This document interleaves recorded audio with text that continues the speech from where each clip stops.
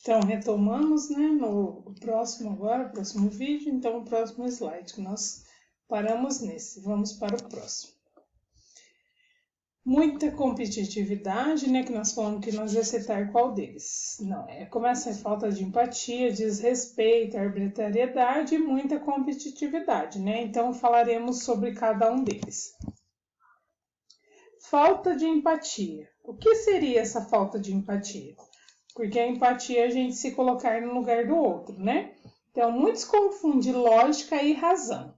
Com a ausência de empatia, um engano tremendo.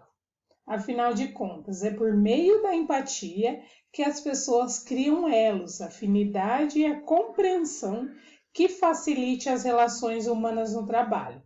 Por exemplo, funcionários empáticos avaliam todo o processo de trabalho, entende como a sua etapa do fluxo impacta os profissionais responsáveis pela sequência do processo.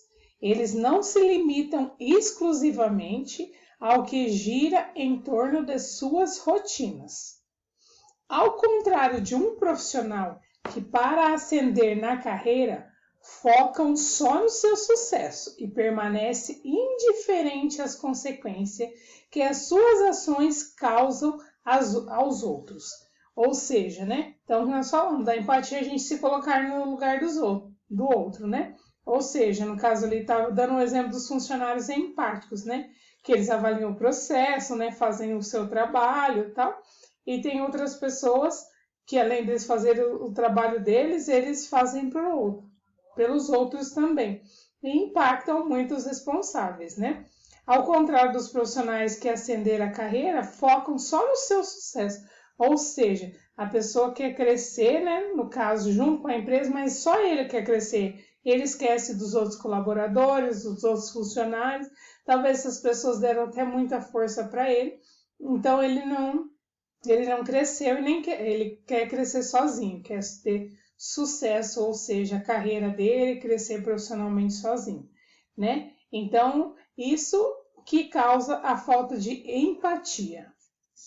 O próximo, desrespeito, né? O que seria esse desrespeito? Outro aspecto que influencia negativamente nas relações humanas no trabalho. O desrespeito impede que exista harmonia entre as equipes. Perceba, inclusive, que isso pode acontecer em qualquer cargo hierárquico e a qualquer momento. Daí a importância em construir um local de trabalho cuja qualidade de vida e o bem-estar coletivo sejam enaltecidos. Ou seja, esse desrespeito, né, influencia negativamente, né, tanto na produtividade, como no clima organizacional, como nas relações lá dentro do trabalho. As pessoas podem estar desmotivadas por esse desrespeito, que talvez uma pessoa não respeite a opinião dela, talvez ela torce, por exemplo, né, por um time de futebol e porque a outra torce para outro, ela tem esse desrespeito com ela e acaba atrapalhando essa produtividade, esse clima organizacional, essas relações humanas lá no trabalho. Por quê? Por causa do desrespeito, né, de algumas pessoas com outras. E são coisas bem simples, né? É só a gente respeitar o próximo colega de trabalho, né, que nós não vamos ter problemas.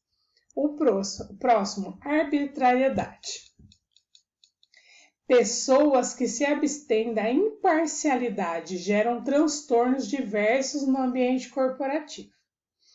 Por exemplo, gestores que auxiliam aqueles com quem eles têm afinidade. Como consequência disso, o resto da equipe se sente desprotegida e desvalorizada, iniciando o processo de desmotivação e uma falta de compromisso coletivo e crônica. Então, o gestor, por exemplo, no caso aqui, né, que fala do exemplo do gestor que auxilia aqueles com quem eles têm mais afinidade. Então, o que vai acontecer naquela empresa? vai acontecer essa imparcialidade, que as pessoas vão ficar insatisfeitas no ambiente que ela está, no ambiente corporativo, porque o gestor, porque ele tem mais afinidade com fulano de tal, então ele vai e auxilia aquele, não auxilia o outro. O certo do gestor é fazer o quê? Auxiliar a todos, né? Mas nesse caso dessa arbitrariedade, ele só auxilia aquelas pessoas que ele tem, ou seja, os colaboradores e funcionários com quem ele tem mais afinidade. Mas essa é uma consequência, né, no caso do resto da equipe, que a equipe vai ficando desmotivada, aonde a empresa acaba reduzindo a produtividade ou o lucro da empresa. Muita competitividade. Até como um complemento ao tópico da empatia, né, que nós estávamos falando anteriormente, antes daquele da arbitrariedade, depois vem o desrespeito, primeiro a falta de empatia que nós falamos. Podemos apontar a competitividade como um elemento debilitante das boas relações humanas no trabalho. Afinal, em nome de um reconhecimento maior, muitos podem optar por abandonar a gentileza, o respeito e a generosidade do dia a dia. E aí, os problemas podem se acumular com o aumento de conflitos internos, estresse de níveis desproporcionais e uma insatisfação que pode levar ao aumento do índice de rotatividade na empresa. Né? Então, essa muita competitividade também atrapalha, né? Então, o que a gente sempre fala, tem um ditado que diz 8 ou 80, né? Então, não é assim, né? Então, quando a pessoa também é competitiva, tudo bem, mas muita competitividade também atrapalha essas relações humanas no trabalho. Como promover será essas relações humanas no trabalho? A seguir, nós vamos destacar alguns pontos-chave que o setor de RH, ou seja, de recursos humanos, pode se inspirar para valorizar continuamente as relações humanas no trabalho. São eles: monte um plano de carreira que envolva todos os profissionais. Então, o que nós estávamos falando, né? Como promover as relações humanas, né? Montar um plano de carreira que envolva todos os profissionais. Consolide um sistema de avaliação com um feedback 360 graus, permitindo a transparência e autonomia para que todos tenham voz ativa na empresa. Treine e capacite as equipes a desenvolver a inteligência emocional, individual e coletivamente. Monte uma comunicação eficaz na empresa.